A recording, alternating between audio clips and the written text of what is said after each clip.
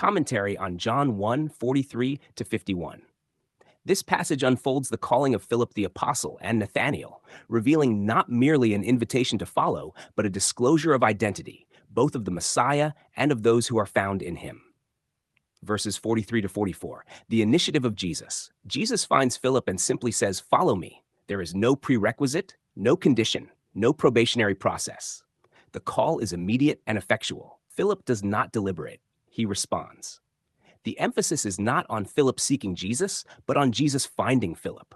This highlights a reality where divine initiative precedes human response. The call itself carries the power to bring about the response it demands. It is not dependent upon human qualification, but upon divine intention. Verses 45 to 46. The testimony of Philip. Philip finds Nathanael and declares that they have found the one spoken of by Moses and the prophets, Jesus of Nazareth. Nathanael's response, "Can anything good come out of Nazareth?" reflects a preconceived limitation based on natural expectation. Philip does not argue or attempt to persuade intellectually. His answer is simple: come and see. The revelation of truth is not the product of debate, but of encounter. What Nathanael could not perceive through reasoning would be unveiled through presence. Verse 47, seen and known. As Nathanael approaches, Jesus declares him to be an Israelite indeed, in whom is no deceit. Before Nathanael speaks, he is already known.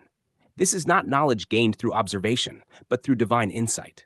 Nathanael is confronted with the reality that he is fully seen apart from any effort to present himself. His identity is declared before his actions are examined. Verse 48, revelation beyond the natural realm.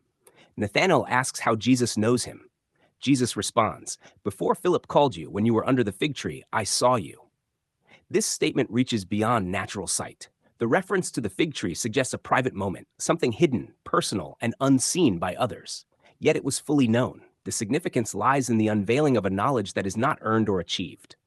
Nathanael is known prior to being called and seen prior to responding. The knowing precedes the doing.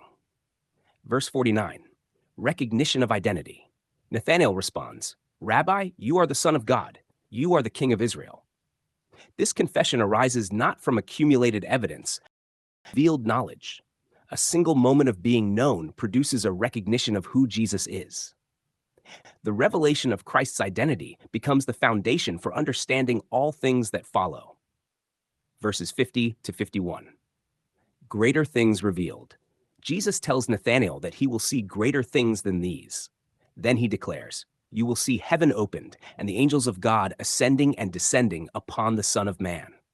This statement echoes the vision of Jacob in Genesis, where a ladder connected heaven and earth. Here, however, the ladder is no longer a structure, it is a person. Jesus presents himself as the meeting place between heaven and earth. The separation is removed, not through human effort, but through his own person. The language of heaven open signifies access that is no longer restricted. What was once distant is now revealed. What was once mediated through symbols is now fulfilled in reality. Summary insight. This passage moves from calling to knowing to revealing. The progression is not based on human striving, but on divine disclosure. Jesus finds before he is sought. He knows before he is questioned. He reveals before he is fully understood. The encounter with Nathanael demonstrates that recognition of truth comes through revelation, not qualification. Identity is declared, not achieved. Access is opened, not earned. The Son of Man stands as the unveiled connection between heaven and earth, where what was once anticipated is now made manifest.